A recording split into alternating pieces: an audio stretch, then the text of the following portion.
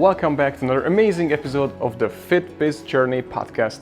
Today episode I have Thomas Mantz, the CEO of Feeding Tampa Bay. Not only he's one of the most amazing leaders I have ever met in my life, but he also has an amazing non-profit company that he has been running for almost 10 years at this point.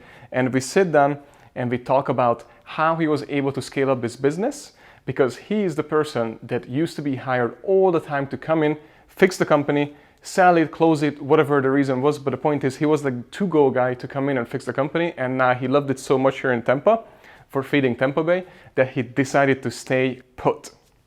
In this episode, we sit down and we literally go over on how to scale up a business like his, which was non-profits, but he has the same issues that gym owners has. One is, I know what I need, but I don't have the money to get it. So how do I get the money first to able to get it? And then do I really need it? So he shares all those systems on how he was able to scale his business, and then how with limited access to employees, and of course, because it's a non-profit, the benefits are not as good as like a company that's for profit. So to able to attract and keep amazing people and develop them is also an amazing tool that he's going to share with you guys in this episode. And he extremely related to the fitness industry. Guys, if you don't know, we actually have done Key Principles of Influence, KPI group together about 3 years ago. Right. And that group I talk about all the time on the podcast. There's a book out there called Key Principles of Influence. And we went through basically the whole steps of it together, and it tremendously helped our business. And today I wanted to actually come in and talk to one of the most amazing person I have met in that group, and that is you. Thank you. That's nice of you to say. We appreciate it. So, first of all, I walked in to your, I should say, headquarters, right? And I was right away blown away the size of this facility. Yeah. So before even we get started, let's just go so people understand that how big this is and what you guys are actually do. You guys hear me all the time talk about the Key Persons of Influence group. It's a book, and it's also basically a mastermind group. So that is where I actually met Thomas. We were in the same group, and he, right away when I met him, I felt a little overwhelmed, because just basically being around him, and you guys can see it in the video, it's just different, because he's such an amazing leader, and the way he carries himself and the way he talks to people, it just makes you to want to perform from him already, which is pretty amazing. And he literally talks about in this episode, how he got there.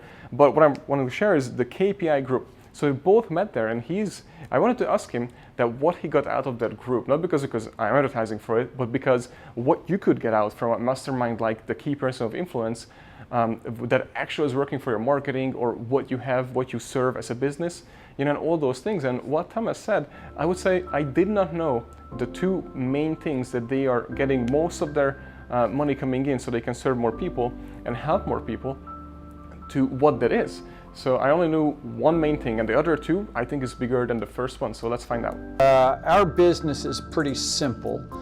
We have two main parts to it. One is we provide food relief to folks who are struggling. So if you don't know it, every day in Tampa Bay, 1 out of 4 kids and 1 out of 7 adults don't have a consistent access to food. In fact, that gentleman walking out there right now just came in to get a box of food. That's awesome. Right, and so we see that on a regular basis, and we make sure that there's a meal on the table. And I think importantly for the work that you do, we also make sure it's healthy food. We focus on that. One of the things you find with folks of lower income is more often than not, they'll forego healthy food. So we want to put food on the table, we want it to be healthy. So one of the outcomes that we want is health.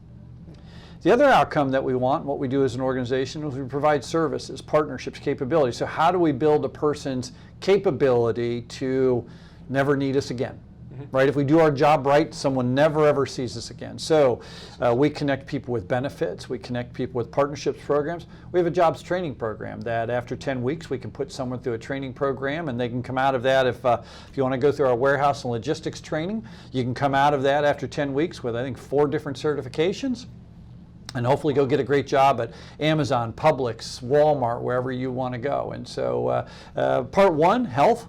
How do we create health? Part 2, how do we empower folks with capability? It's amazing, because I did not know that. So that part was completely new to me. And Topher, who was leading the group, was telling me so many good, amazing things about this place and you, and then I didn't even hear that part. Right, well, a lot of that, I think, in some ways, Daniel, a lot of that came out of the work we started with KPIs. We started to say, okay, how do you envision your business in the future? For many, many years, we only focused on the food side. But as we saw that, we said, well, what are we doing to change the long-term arc of the narrative of someone that walks into our world?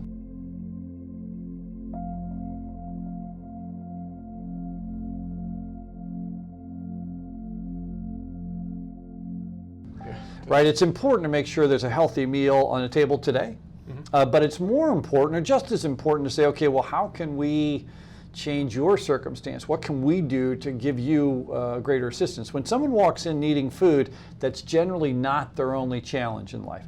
Someone shows up at a gym, they've got a variety of different things that you want to look after, whether it's their exercise program, their nutritional habits, things of that nature, right? So we think of it the same way. Someone comes into our care, how do we make sure that we think about that in the fullness of the person? And in answer to some of your other questions, we take care of, depending on the economics of any given time, about 700,000 folks who are food insecure, right? So we cover a 10-county area. It's a pretty large footprint, about 9,000 square miles here in West Central Florida. And so that's a pretty big lift for us every year. It's a significant undertaking on our part.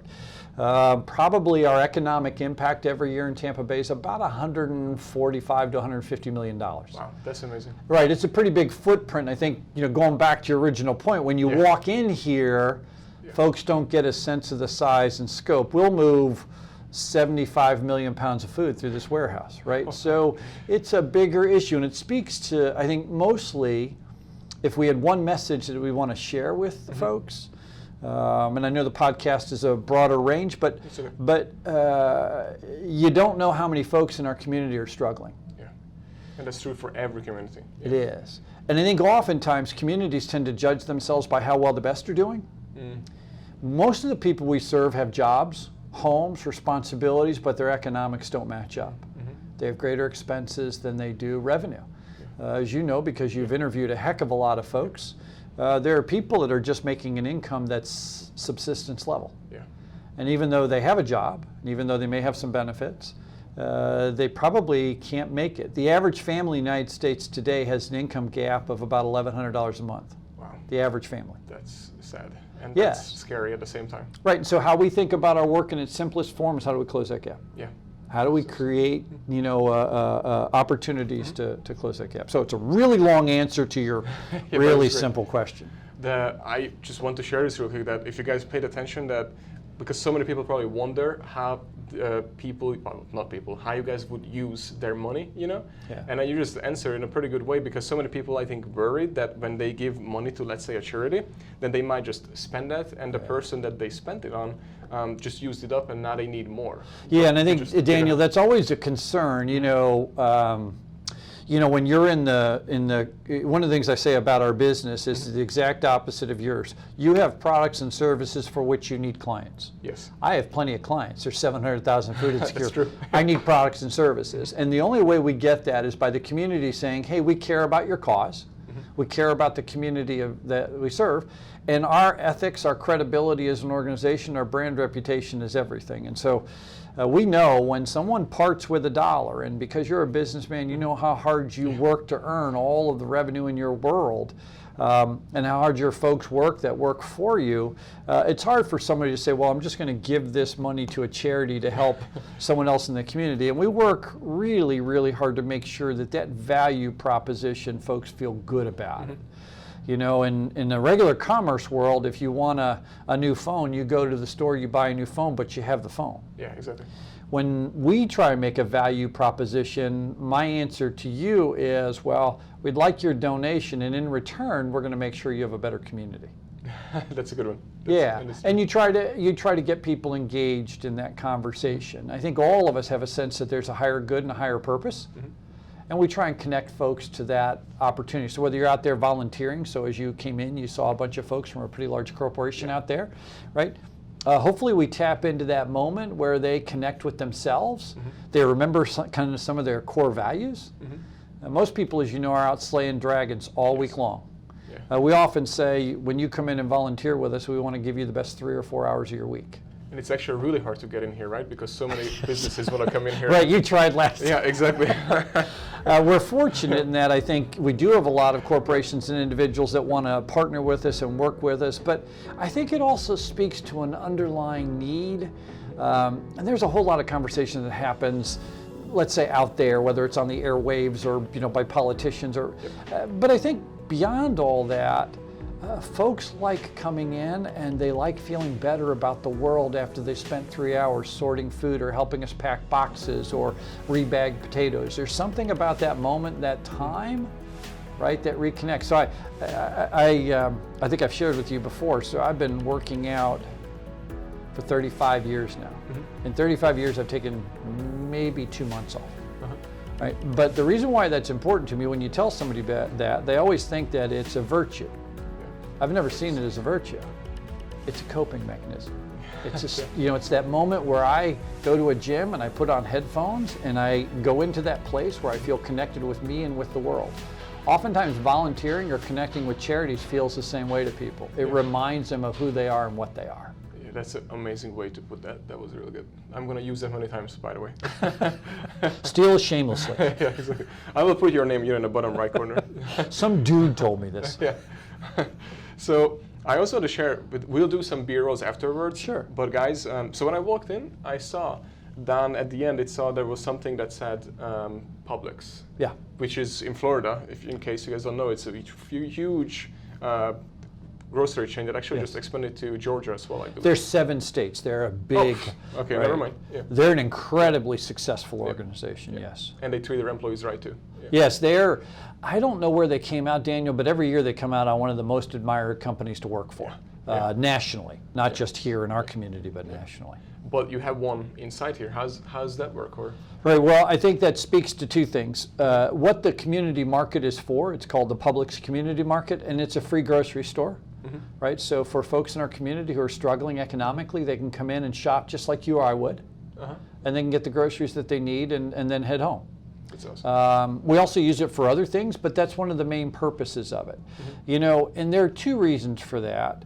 One is because we want to put food on tables. But the other part that's really important is that folks want to choose their own food. They want to be able to select items that matter to their family. One of the things that happens with people who are food insecure is you start to lose your connection to your culture and to your heritage. And the reason is, if you think about how much in our world comes back around food, recipes that are handed down over generations.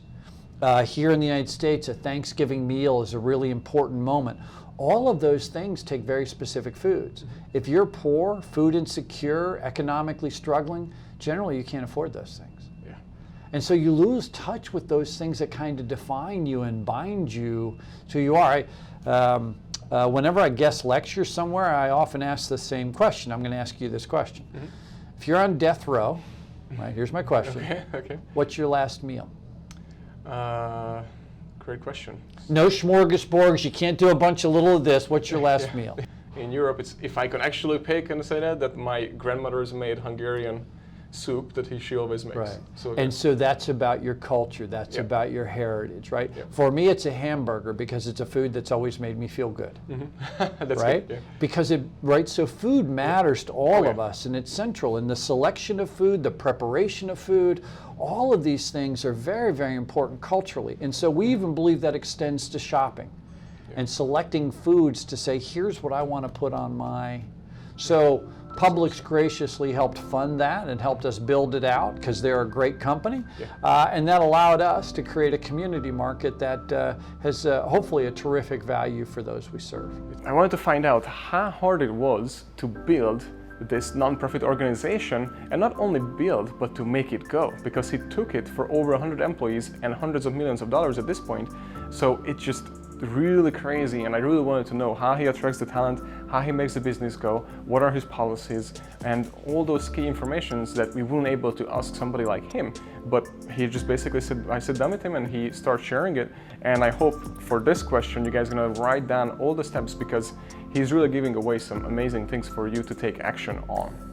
Well, I think so you're asking an important question that I think you've probably asked yourself a lot, right? And so I think for us, and one of the reasons why I do this work, I grew up in the corporate world, but I've spent the last 20 years in the nonprofit world.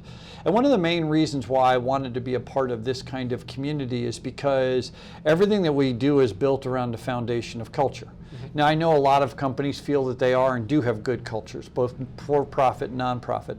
But in our world, we really have to rely on the culture value proposition to say what we do matters.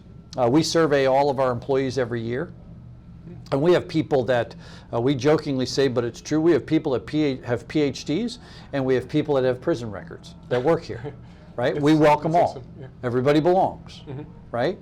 What we all share in common is a fundamental belief that what we do is important, what we do matters, the people we support matter. And so while my experience may be very different than a person driving one of our trucks or somebody working in the warehouse or a person in the office, our worlds may be very different, but we share this common value that says what we do matters and who we serve matters. So kind of we start there. And so that's really the equation that we really want to make sure that we answer. I think much like many businesses, we can teach folks business, but we can't teach them to care. We can't coach passion. It's like in the sports world where you said you can't coach speed. You can't coach passion. No. And we find that the people that work here that are successful have three things in common. The first is mission comes first. It's not about me. It's not about you. It's about those we serve. Got to be comfortable with that. The second thing that we find is that the people that work here that really are successful can accept, work with, and embrace everybody under the sun. Think about it. We have $1 million donors, and we have people who don't know that they're going to make it to tomorrow in our world. We have people that donate food to us. We have volunteers. We have corporate partners, individual partners, you. All of these people come together to make Feeding Tampa Bay what it is. And you got to be comfortable that everybody's got a story. And so the people that are successful here are just as comfortable with you as they are someone who is struggling to make it by. And so that's number two. And number three is the last skill that the people we work with have to have is you have to be flexible. You really have to be comfortable kind of adjusting and adapting. We're not a world where there's a linear process to everything. And so we find those three skills are really important. And we've worked hard to build a brand reputation and a value proposition for our colleagues that we can't pay as much as for-profit, our benefits aren't as good as for-profit, but we work really hard to create a value proposition that says to people, you can come here and make a difference. We're going to give you every opportunity to be successful. We're going to put you in a position that you go run. We have a saying here that we don't care what mistakes you make so long as they're mistakes of aggression. If you're on the balls of your feet and you're trying, right? But don't be on your heels. After all this, he has an amazing organization, culture is everything, and everybody's thriving. So I want to find out, even at a level at his success, does he still have people who get hired on and after a few weeks or months just quit, or they ask for a raise already? I just want to find out if he gets those people as well, even he has an extensive hiring process and attracting the right people into his facility. I'm 57, and I was raised by a father that said, you're lucky to have a job, treat it that way. Right? Culturally, it's very different today. Completely different. And I don't know whether that's good or bad, but it is. Right? We have people that are here for 90 days and they're looking for a promotion. And I'm like, learn your craft. Exactly. That's even. So it's funny you said that, but with just saying the age and saying all that, but because I'm from a different culture, so when I was growing up, it was still exactly the same what you just said. So I know exactly what you're saying and what you feel, and I'm going through the same thing with our employees because we have a very young team. So that's why I wanted to bring it up to see if you still have the same. I don't know, Daniel, we're wrestling a lot with what should we expect out of somebody in terms of how long they may spend in their job? How long can we train somebody? What are other ways that you can help someone feel fulfilled that might not be traditional, so that someone thinks, well, I need to get promoted? Are there other ways we can build value for them that doesn't necessarily mean a promotion? I wanted to ask him what would he recommend or how would he go about it, right? How can you develop people and give them meaning at a company is like a huge question, because that I think every company and every gym owner and personal trainer would struggle internally and externally. So I just wanted to find out what he would say as an advice to you. How do we engage in training and stimulating mind and spirit and body such that they feel good about being here, and the title and the position is less important? Yeah. Right? I like and that. so we're trying to work at that conversation to say, you know, if everybody is more of a utility infielder, it allows all of us to have some flexibility. But it's a wrestling match because we want good people here, and we want good people to stay. Yeah, exactly.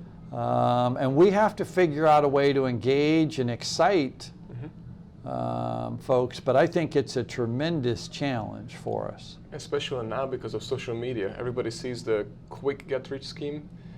Leave your job, do this, do that. You can do it on while you have a job, and all these crazy things. Well, and I think you probably study this more than I, but when you look at the studies of what's going on you know, when you look at social media, one of the criticisms of social media is that it only shows the good news. Yeah. And so folks have a tendency to say, well, so-and-so got a new job, or they got a promotion, or look at this picture.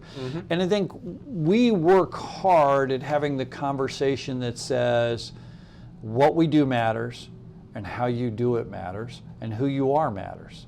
And it's hard to have a character conversation with a person that's not sure who they are yet. Yeah, true. That's 100%. It doesn't mean they don't have character, it just means they're 25. Exactly. And you haven't started to really examine those questions about your own life that say, what do you care about? What do you believe in? Yeah, that's 100% true. And so we're trying to have more and more conversations around that. We tell people we're an emotions-based organization, we're a values-based organization, and these are things you have to want to be a part of. Yeah, that's 100%. Yeah. But it's, I think for us in the business world, it's a challenge. Yeah. And you know what turnover costs. Yeah, a lot. It's extremely expensive. Yeah. We decided even that when we hire someone, we tell them that we give them $2,000 up front. Not hire them as employees yet. It's as a contractor, they will get this $2,000 after their training is done and completed, if they leave or stay. But take that $2,000. Have you ever considered equity ownership? Yeah. So we are looking at it right now and talking to one of the attorneys that I met through actually KPI. Yeah. Because I think that's going to, you know, we can't do it, but I think, you know, again, I don't know, when I was in the corporate world, they give you what were called golden handcuffs that kept you, right, that kept you committed to the organization. And I think for us, you know, we wouldn't do an equity position because we're a nonprofit, but we have to figure out another way to create equity. What does it look like for you to have equity? What does that mean? One of the chief ways we have found that is we give people a lot of leeway to do their job in their own way. How would you? Because, so we may say, look, you were hired to do X. How you do that's up to you. Got it. Yeah. What we want is an outcome. And results, yeah. Right, but what we want you to do is figure that out. And that creates equity because they feel greater ownership. They're not executing my strategy or someone else's strategy. They're working towards an objective, so they feel greater ownership of it. We do hear from our colleagues that say, well, I really want to finish this, or I'm working on that. And you can tell they have that sense of equity, to use that term, where they feel like, okay, this was given to me and I want to see it all the way through to the end. Yeah. And so we're thinking about equity in those terms from our perspective, but I think it's a tremendous challenge for us. And even when people come on board and they know the facts that it's nonprofit, so they should know those things, that they won't get that, they still have that, I guess, confusion.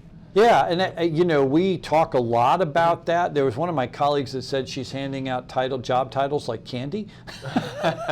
Yeah, that's not good. So everybody's like the vice president. Yeah. You know, I think it's hard. Yeah, it is. I was pushing for no titles. Yeah, I did the same. And that was Put down right away. that's a definite hard no. Yeah. Because, you know, people like to say to their friends, their colleagues, you know, well, this is my title. And so we're trying to work through some of that.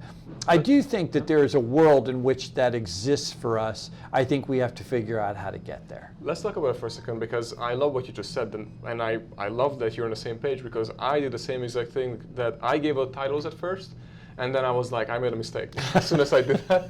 And then I wanted to take it back, and that went really bad. Yeah, no, it's not at all. So, but then now I'm like, no titles, because now we cleared everything out, and now we start from fresh, basically, in that sense. Yeah. But and how are folks reacting to that?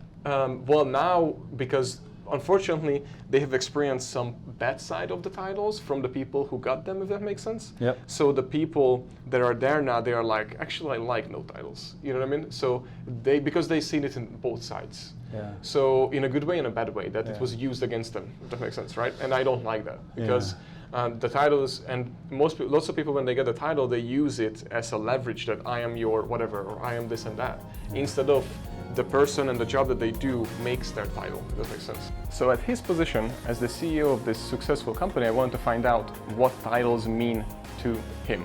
And you might find the answer very surprising, but I really liked it personally, what he had to say about titles at a company. So make sure you listen to it very carefully, because this can make or break your business. Yeah, and I think we've had some conversations. So for example, there's a couple of people whose title really only matters externally. Yeah. Like for a long time, I was an executive director, which I was more comfortable with, right? Familiar term for the leadership position in the nonprofit world. But my board and enough other folks said you really need to be seen as president CEO, right? Because that's a different title and conversation externally. That's true. Right, so when you're walking into a $1 million funder's office or someone like that, you have to have a title that's commensurate with or consistent with their expectations. Yeah. And so part of what we're thinking about also is what do titles look like to the external world, and how do we have that conversation with them? And we're having the same conversation about office space. We had a lengthy, things you spend time on, we had a lengthy conversation today to say, okay, who gets a desk, who doesn't, who has a cubicle, who doesn't, right? These are all symbols of power. Yes. Right, and so many of us were raised with those symbols. And while we may feel differently about it, it's hard to get past that symbol in someone's own mind. Yeah. I remember the first closed door office I had and the first cubicle I had, and those were like, I felt the same way too, so I'm not gonna lie at first, and then I was like, you know, my own desk, my own, right? And now my office is often used as a conference room. I don't even have a desk, I right? did the same so, thing. you know, but I had to go through that. There was that. I did that too. Right, so, and how do you allow folks to go through that transition themselves? Yeah, true. Right, and I think, you know, all of these things we're trying to figure out. I do know this, that we ultimately believe there's a relationship being built, and it's a co-equal relationship. The person that works here has to have responsibility for themselves and the organization. Everybody that's hired here, we say you have two responsibilities for which you're hired. That which we hired you to do, and to help make the organization successful. There is no them. No. There is no management. There is no, this is an us. And that's a hard thing to get by, because even going back to culturally, thinking about your own culture and some of the things you grew up around, there's a lot of folks that just want orders. Yeah, true. Yeah. And we're not that organization. Yeah. We don't want to hand out orders. Yeah. We want to say, Daniel, we hired you to do a job, do your job. How can we help you get there? Yeah. But do your job, right? We hired you to do it. Everything that you need, but how do you do it? Yeah. And even if we don't, you need to figure it out. Yeah, that's good. Yeah. You know, and again, I think that's part of the attraction. And the people that are successful here, we say, sometimes it's seen as a negative, but I don't feel like it is. Everybody that comes to work here, we push into the deep end of the pool. That's good, yeah. So we don't want you to drown, we're going to grab you, but we want you to feel like you can't be afraid of that. Because the people that are here that are most successful are comfortable saying, okay, I'm in the room in the dark and I'm looking for a light switch, and I can deal with that. Because organizations like ours never have enough people. Never, ever, ever. Right? And so I don't know how it is in your world, but we only have so much funding. But we have a gap between our funding and what we want to accomplish. Yeah. And so generally most of us have less than we want. And so for us, we can't have two people doing the same job. So I asked him what would be the greatest advice, or how he would go about personal trainers personally in the business. It's so I would say in your world, having worked out in gyms for a long time, sometimes I watch trainers and I think, what in God's name are you doing? Yes, I can understand that. Like seriously, Yeah. I don't know what you're doing, right? Yeah. And so I think it's an interesting thing. So there is a balance between saying, okay, do you have a knowledge base necessary, but do we give you the opportunity? And so often we find here's where the gap is. The gap is often less knowledge based than it is more personality based. Let me explain that a little bit better. The struggles that most people have in our world is not so much figuring out how to do the job, it's figuring out how to work with people to do the job. I would agree with that. Right? And so it's not so much, do you understand how to deploy this program or to connect this or deliver that? It's the process in which you build relationships. It's your ability to communicate with people. It's your understanding of where you do and don't know something. One of the things that's great about the people we hire is oftentimes they have a great degree of self-confidence. That's good. Oftentimes they don't understand that probably some of their confidence is misplaced. And right, one of the things you learn as you get older is, wait a minute, I may not know everything that I think I know. Yes. And that's very hard to tell a younger person. I would say it was very hard to tell me that as a younger person. There's a saying in golf that I learned to play. There's a saying that you become a better golfer when your misses are better, not when your good shots are better. Yep, that's true. And I think what's hard for a lot of our folks, and we struggle with this, is really the coaching and counseling conversation. Yes. That's where I think we don't do a good enough job, and we're having a lot of conversation around that. I am who I am because people took time to mentor me, talk to me, help me understand when I made decisions or carried out things in certain ways where they said, you might want to think about this differently, or when that blew up in your face, do you have any idea why? And so people were there along the way that said, hey, let me give you a hand here. And I think one of our challenges organizationally is to make everybody feel like they have an arm around the shoulder, so to speak. That someone's going to say to them, hey, that interaction you just had, you're not going to get anybody to come along with that. Yeah. And those are the hard parts. It's coaching. Yes, these are uncomfortable conversations. Yeah. They are. Yeah. And if you don't know how to have them, right? So we're even finding that we have to train someone to say, well, this is how you have a difficult conversation. Yes. This is like teaching, you've heard of the sandwich method, right? Yes. Here's tip number 101, the sandwich method. Yep. Say something nice, deliver the tough news, say something nice. These are things that folks, right? But you and I both know this. I remember a guy that mentored me, a guy named George Menendez that I still think about today. And it was a Monday morning, I was sitting at my desk, I was doing something, George came up and he went right into, hey, do you know about this? And in the middle of his sentence, he stopped. He said, I'm really sorry. How was your weekend? I said, oh, it was good. He said, what'd you do? Anything fun or exciting? Yada, yada. He said, good. We talked a little bit and he said, let's talk about some business now. Is that okay? But he met me first as a human being. Yeah. Then he wanted to talk about work. Yeah. And what that told me was George cared about me. Yes, that's awesome. Right, and those little lessons, those things you learn, those are all the little tools and techniques that now as a business owner over time, you've learned. I think the challenge we have is teaching people those things and doing them culturally. Yes, I agree. Do you know who Cameron Herold is? Have you heard of him? I have not. So the only reason I mentioned because you have mentioned the sandwich and all this, and he's just an executive coach, and the first thing he ever told me was that anytime you want to say something bad, what you need to do is, because then you're rethinking it and you don't just unload negative all the time to people, is find 3 good things and 1 negative, and then that way you will balance it out. Yeah. Well, I think I think it's. I think even for myself that I probably think I do a pretty good job at this, but there are times that I look back at interactions and conversations, and because I am so hyper-focused on something, I forget that there's, I'll look at an email I'm about to send, and I've got to go back up to the top. Hey, how are you doing? I hope everything's okay. I'm writing to you to ask about X, Y, or Z. When we distribute food to people, you can't wear sunglasses. Because if you're going to give someone food, look them in the eye. Connect with them in that moment. Right? Those kinds of things, I think we want to make sure they're doing a better job in that human interaction. I hope, I don't know if it's true, but boy, I sure hope it's true, that everybody in this organization feels like we care about them more as a human being than we do as a colleague. That's great. Right? That's kind of our goal. Yes. right? Because if they feel like just a number, we've lost. Yes. If they feel like they don't matter, we've lost. And there have been moments and times and interactions where I know we've missed that mark.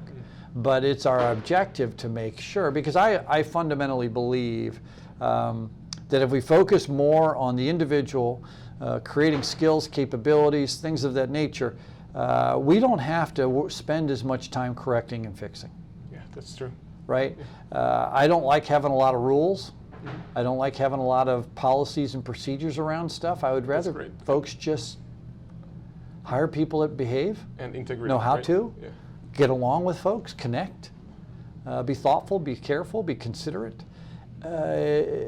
When we get that right, it works well. That's crazy to hear from you, because you're such a high level, individual, and that you don't like rules, don't like this and procedures. But I'm sure that there is somebody else at the company who says we need rules and procedures. And we do, and they have to guard me against my worst instincts. So yeah, we have a person who's in charge of HR and a lot of our administrative stuff, and we like to joke that we don't let Kathy know when we're doing certain things. Yeah.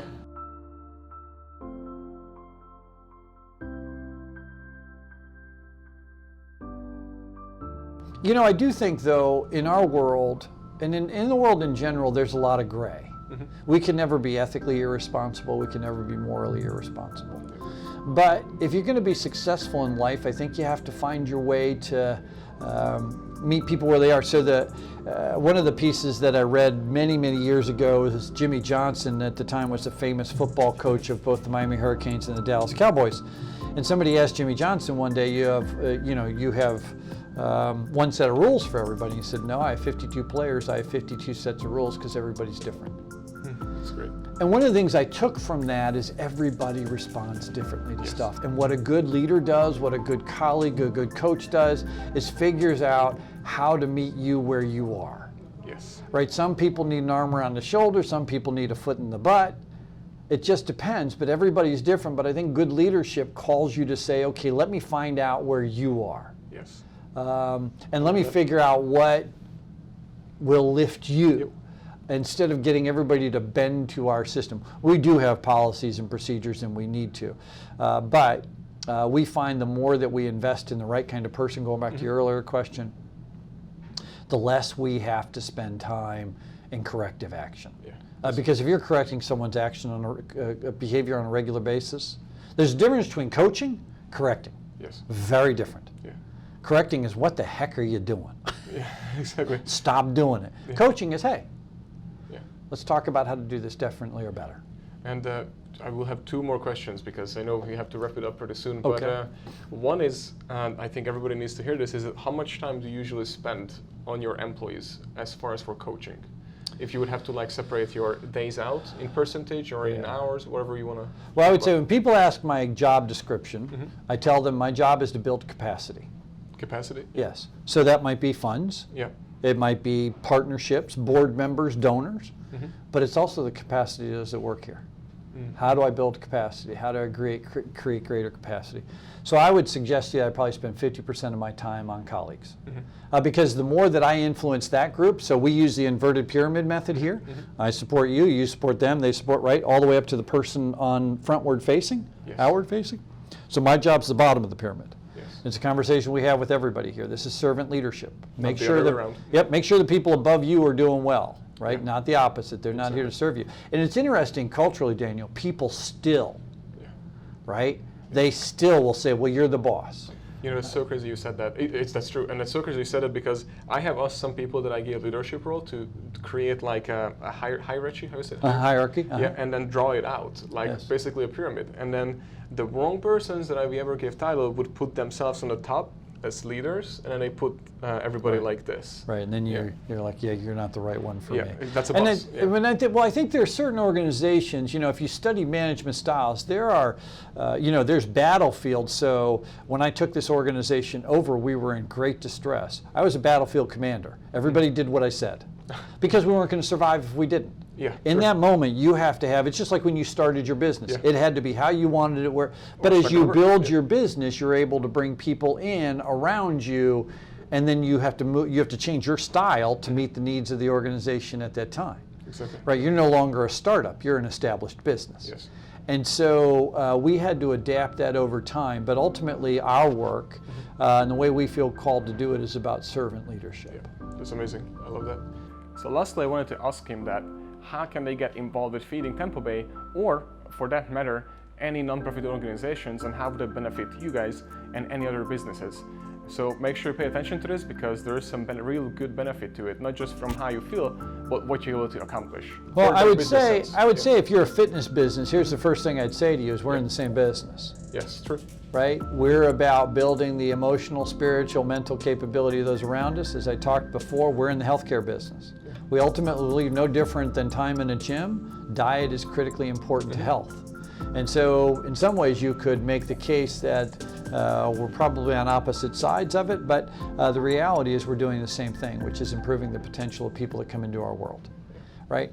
And so one, I would say if that's important to you as a profession, meaning you own gyms and you're around gyms and want to do that, we're really doing the same thing.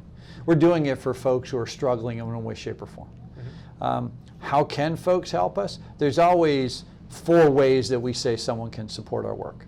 Time, come volunteer. We have, this year we'll run 30 to 35,000 volunteers through here. Wow. If you don't know, a volunteer hour is worth about $25 an hour. So we save almost $2 million a year in labor costs by having volunteers come in, so time. The second is talent. Maybe you have the ability to do certain things, right? Maybe you have something you could offer us that's a skill that we may want or need. So we've had accountants volunteer with us. We've had architects volunteer with us. We've had folks that help us build warehouses volunteer because they have particular talents. Treasure, which is of course funding. We're completely supported by the community. Every dime we have, we've raised. Right, so we go out and we ask the community to say, hey, would you care about our cause? Would you help us financially? And that allows us to do what we do. For every dollar raised, we can put 10 meals into the community. That's a pretty good return on investment. And the last thing, which is not insignificant and why we're happy to do your podcast, Daniel, is give voice. Right, the people we serve are underrepresented. They're the voiceless. We live in an age that really kind of bases folks' value based on their success level. The people we serve are struggling. They need a voice, they need an advocate. So give voice. You know, if you heard something here today that matters to you, get involved in a cause. Maybe not our cause, that's okay, but get involved in a cause, right? Give voice to folks that don't have a voice and become an advocate for the work that we do. And so those are always the 4 ways that we ask people to connect. The easiest way in is by starting to volunteer. Right, show up and vote with your feet. Come in and get involved and connect with the folks we serve, connect with the community we serve with, and I think most importantly, connect with who you are and probably what you fundamentally believe. Yeah, that's amazing. Guys, hope you paid attention. And then lastly, where can people find you right now? FeedingTampaBay.org. Okay. Easiest place to find us. We also have a Facebook page, right? So they can go out to our Facebook page. It probably is updated the most frequently. Okay. I'm not on Facebook. I would have no idea, but that would be my guess. Yes. We're on all the social media channels and things, things of that nature. So you can find out more about what we do, why we do, how we do it in those places. That's awesome. Thank you so much for giving your time. It's really good to see you. Thanks for coming over and being here with us. Thank you so much for watching this episode. I hope you loved it.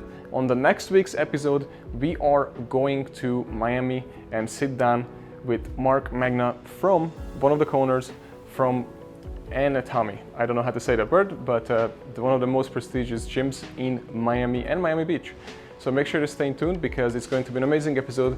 And their main saying at that gym is culture is everything. So yes, you guessed it, that episode will be all about culture, because as you know, he played football with Tom Brady back in the day with the Patriots, and he had so many amazing coaches who developed him, just like coaches that developed Thomas Mantz. So that's why it's just so amazing episode. So make sure to tune in, make sure to share, like, comment, and reach out to us, and we'll see you next week, guys. Thank you.